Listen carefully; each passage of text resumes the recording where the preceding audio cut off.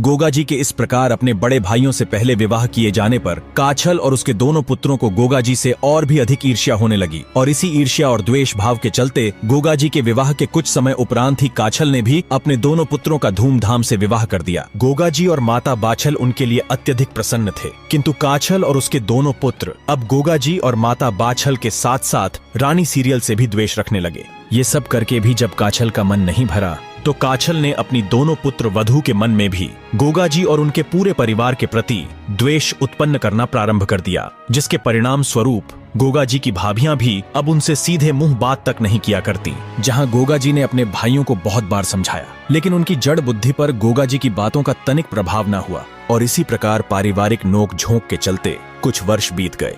एक बार बातचीत के दौरान माता बाछल गौरवान्वित होते हुए गोगा जी के वीरतापूर्ण किस्से और युद्ध करके रानी सीरियल को दिया वचन निभाने का वृतांत अपनी एक सखी को बता रही थी और उसी समय गोगा जी की भाभी का महल के गलियारे से गुजरना हुआ। जब माता बाछल के शब्द उसके कानों में सुनाई पड़े तो द्वेष भावना से भरी भाभी से चुप ना रहा गया और उसने कक्ष के द्वार से झांक कर टोंट कसते हुए कहा कि ज्यादा खुश होने की आवश्यकता नहीं, आपके पुत्र ने कोई राठौड़ों के तोरण नहीं मारा, अर्थात राठौड़ राजवंश में विवाह नहीं किया है। आपको बता दें कि प्राचीन काल के राजपूताना में अन्य राजपूत राजवंशों का राठौड़ राजवंश से संबंध स्थापित करना बहुत ही गर्व की बात मानी जाती थी और संयोगवश इसी समय गोगा जी वहां आ पहुंचे। भाभी द्वारा माता बाछल को बोले गए कटु वचनों से गोगा जी के स्वाभिमान को आघात पहुंचा और गोगा जी ने अपनी भाभी को प्रत्युत्तर देते हुए कहा कि अगर ऐसी ही बात है तो आप बताएं कौन से राठौड़ राजघराने पर तोरण मारना है। आखिर क्या है तोरण मारना? पौराणिक कथाओं के अनुसार विवाह के समय तोरण नामक राक्षस दुल्हन के घर के द्वार पर तोते का रूप धारण कर बैठ जाता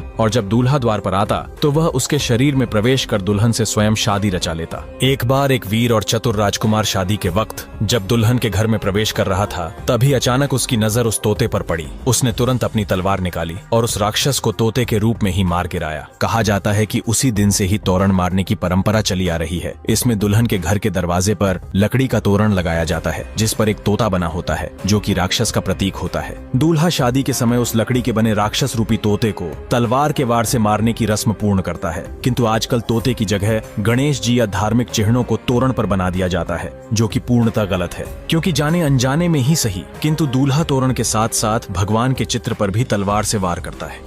गोगा जी की भाभी ने नाक सिकोड़ते हुए कहा, तो फिर आप कोलूमंड जाएं और वहां के राजा बूढ़ो जी राठौड़ की पुत्री केलम दे से विवाह करके ही लौटे, अन्यथा लौटकर ही ना आए। क्रोध से हुंकार भरते हुए गोगा जी उसी क्षण नीले पर सवार हुए और सीधा कोलूमंड आ पहुंचे। किंतु गोगा जी के कोलूमंड पहुंचते पहुंचते रात हो चुकी थी और रात के समय महल की पोल अर्थात मुख्य प्रवेश द्वार बंद कर दिया जाता था। यह देख गोगा जी ने द्वारपाल को आवाज लगाते हुए महल का प्रवेश द्वार खोलने का आदेश दिया, जिस पर द्वारपाल ने प्रत्युत्तर में गोगा जी से कहा कि ये द्वार तो अब प्रभात होने के पश्चात ही खुलेंगे। गोगा जी ने क्रोध में द्वार की तरफ देखा और गोगा जी की आंखों से निकलते हुए तेज के परिणाम स्वरूप द्वार के ताले टूट पड़े और द्वार अपने आप ही खुल गया। अब द्वारपाल को समझ आ चुका था कि उसके समक्ष कोई साधारण मानव नहीं अपितु मनुष्य रूप में साक्षात देवता खड़ा है। द्वारपाल ने गोगा जी को दोनों हाथ जोड़कर प्रणाम करते हुए रास्ता छोड़ दिया, जिसके बाद गोगा जी महलों में प्रवेश कर गए।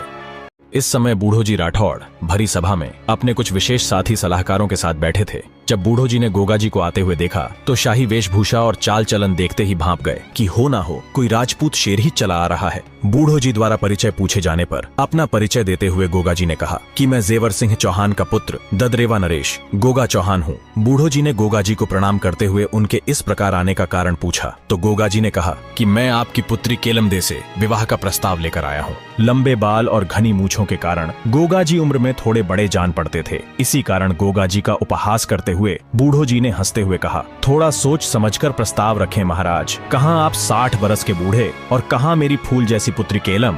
बूढ़ो जी द्वारा इस प्रकार बोले गए अपमानजनक शब्दों ने गोगा जी के क्रोध को और भी अधिक उग्र रूप दे डाला। गोगा जी तुरंत महलों से बाहर आए और क्रोध में तीव्र गर्जना करते हुए नागिन को पुकार लगाई और गोगा जी की पुकार से संपूर्ण पाताल लोक गूंज उठा। नाग देवता गोगा जी की पुकार सुन इच्छाधारी नागिन तुरंत वहां उपस्थित हुई और गोगा जी को प्रणाम किया, जिसके बाद गोगा जी ने बूढ़ो जी द्वारा किए गए अपमान का बदला लेने के लिए नागिन को आदेश देते हुए कहा कि आप तुरंत जाएं और राजकुमारी केलम दे को डस ले। आज्ञा अनुसार नागिन ने तुरंत जाकर केलम दे को डस लिया और सर्पदंश के कारण केलम दे मूर्छित हो गई। जैसे ही बूढ़ो जी को यह सूचना मिली तो बूढ़ो जी के पैरों तले जमीन खिसक गई। और उसी समय द्वारपाल भी वहां आ पहुंचा और गोगा जी के बारे में अवगत कराते हुए सारा वृतांत बूढ़ो जी को कह सुनाया। जिसके बाद बूढ़ो जी को अपनी भूल का आभास हुआ और उन्होंने गोगा जी से किए गए अपमानजनक व्यवहार हेतु क्षमा मांगी। जिसके बाद बूढ़ो जी ने गोगा जी से केलमदे को जीवन दान देने का आग्रह किया और गोगा जी के आदेश पर नागिन ने केलमदे के शरीर से विष सोख लिया और केलमदे की मूर्छा टूट गई। जिसके बाद बूढ़ो जी राठौड़ गोगा जी की शक्तियों से अत्यधिक प्रभावित हुए और केलमदे का विवाह गोगा जी के साथ तय कर दिया। गोगा जी शहनाइयों और ढोल नगाड़ों की गूंज के साथ कोलूमंड आ पहुंचे और माता केलमदे से विवाह कर ददरेवा लौट आए। जिसके बाद गोगा जी की भाभी माता बाछल को बोले गए अपमानजनक शब्दों पर बहुत शर्मिंदा हुई, किंतु कुछ कर न सकी। अब काछल और उसके पुत्र गोगा जी के चारों दिशाओं में फैल रहे वर्चस्व और ख्याति को देखकर और भी अधिक ईर्ष्या रखने लगे। इसी प्रकार थोड़ा समय बीत गया और फिर तीज का त्योहार आया। उसी समय माता बाछल ने गोगा जी से कहा, तुम्हारे जन्म के समय मैंने गोरख टीले पर भंडारा करना बोला था, अतः तुम गोरख टीले पर जाओ और विधि पूर्वक भंडारा संपन्न करके ही लौटो। प्रभात होते ही गोगा जी 100 ऊंटों पर रसद सामग्री लादकर गोरख टीले की तरफ निकल पड़े। गोरख टीले पर पहुंचते ही गोगा जी ने गुरु चरणों में शीश नवाया। दूसरी ओर जब रानी सिरियल ने माता बाछल से आग्रह किया तो माता ने तीज के त्योहार पर नौलखे बाग में झूला झूलने की सारी तैयारी करवा दी। अगले दिन जब सखियों सहित रानी सिरियल के डोले नौलखे बाग के फाटक पर पहुंचे तो रानी ने देखा अर्जन और सर्जन पहले से वहां बैठे थे। उन्होंने निर्लजता पूर्वक कहा कि डोले वापस ले जाओ, बाग अकेले गोगा का नहीं। अपनी सखियों के समक्ष अपमान का घूंट पीकर रानी सिरियल महलों में लौट आई और सारी घटना बताते हुए माता बाछल से गले लग रो पड़ी। माता बाछल ने सिरियल को समझाते हुए कहा कि इसके बारे में तुम गोगा को कुछ मत बताना, बहुओं की वजह से भाइयों में झगड़ा हो ये उचित नहीं। जब गोगा जी गोरख टीले पर भंडारा करवाकर लौटे तो माता बाछल की आज्ञा अनुसार रानी सिरियल ने गोगा जी से कुछ न कहा। थोड़ा समय बीत गया और फिर वर्षा ऋतु की शुरुआत हुई। मुख्यतः इस समय महल के दास खेतों में काम किया करते और दासियां उन्हें भोजन पहुंचाने चली जाया करती। इस समय महल के दास और दासी खेतों की तरफ गए हुए थे। महल में विश्राम कर रहे गोगा जी ने रानी सिरियल से कहा, इस भीषण गर्मी में सरोवर का ताजा जल पीने की इच्छा है। तब रानी सिरियल स्वयं ही घड़ा उठाकर गोगा जी के लिए जल लाने सरोवर की ओर निकल पड़ी। जब अर्जन और सर्जन ने रानी सिरियल को अकेले जाते देखा तो पीछा करते करते सरोवर पर आ पहुंचे और जैसे ही माता सरोवर से घड़ा भरकर चलने लगी तो दोनों भाइयों ने उन्हें घेर लिया और अर्जन ने यह कहते हुए माता का हाथ पकड़ लिया कि अरे भाभी लाओ, घड़ा मुझे दो, मैं ले चलता हूँ। मौके का फायदा उठाकर सर्जन ने माता का पल्लू खींच लिया और कहा, सुंदर स्त्रियों के लिए युद्ध होना आम बात है, इसलिए हमारी हो जाओ, नहीं तो गोगा की मृत्यु के पश्चात तुम्हें दासियों का जीवन व्यतीत करना पड़ेगा। माता ने कहा, आप दोनों ज्येष्ठ होकर कैसी बातें कर रहे हैं, मैं आपकी बेटी जैसी हूँ, आपको शर्म आनी चाहिए। जिस पर अर्जन ने माता से कहा कि स्वेच्छा से चल रही हो या जबरदस्ती उठाकर ले जाएं। माता सिरियल घोर विपदा में फंस चुकी थी। तब माता मन ही मन अपने प्राणनाथ गोगा जी को याद करने लगी। दूसरी तरफ जब गोगा जी ने देखा कि रानी को आने में विलंब हो रहा है तो गोगा जी तुरंत सरोवर की तरफ निकल पड़े। जब घोड़े के पैरों की टाप अर्जन और सर्जन के कानों में पड़ी तो देखा कि नीले पर सवार उनका काल उनकी तरफ ही बढ़ा चला आ रहा है। बौखलाए दोनों भाई उसी क्षण भाग खड़े हुए। जब गोगा जी सरोवर पर पहुंचे तो डरी हुई माता ने गोगा जी के गले लग रोते हुए सारा वृतांत गोगा जी को कह सुनाया। गोगा जी ने क्रोध में प्रचंड गर्जना करते हुए माता को ये वचन दिया कि मैं आपके साथ किए गए दुर्व्यवहार का बदला उन दोनों का सर काट कर लूंगा। दूसरी तरफ जब अर्जन और सर्जन को गोगा जी से बचने का कोई मार्ग ना सूझा तो दोनों गद्दार भाई सीधे महमूद गजनवी की शरण में जा बैठे। इस समय महमूद गजनवी सोमनाथ मंदिर लूटने की योजना बना रहा था। अफगानिस्तान से संपूर्ण भारत लूटने के नापाक इरादों से आए सुल्तान महमूद का आतंक चरम पर था। अर्जन और सर्जन ने महमूद गजनवी को गोगा जी के बारे में बताते हुए कहा कि जब परम शिव भक्त गोगा को यह पता चलेगा कि आप सोमनाथ पर आक्रमण करने जा रहे हैं तो गोगा आपके रास्ते की बाधा बनकर खड़ा हो जाएगा। इस पर विचार करते हुए महमूद गजनवी ने बेशकीमती हीरे जवाहरातों के साथ एक पत्र गोगा जी को लिख भेजा। पत्र में लिखा था कि हमारी आपसे कोई शत्रुता नहीं, हमारी सेना को सोमनाथ जाने के लिए शांतिपूर्ण ढंग से रास्ता दे और मेरी तरफ से एक छोटी सी भेंट स्वीकार करे। गोगा जी ने अफगानी बिलाव के प्रस्ताव को ठुकराते हुए अपना प्रत्युत्तर पत्र में लिख भेजा और कहा कि जब तक गोगा चौहान की देह में रक्त का एक कतरा भी मौजूद है तुम्हें रास्ता देना तो दूर, सोमनाथ की तरफ आंख उठाकर देखने तक नहीं दूंगा।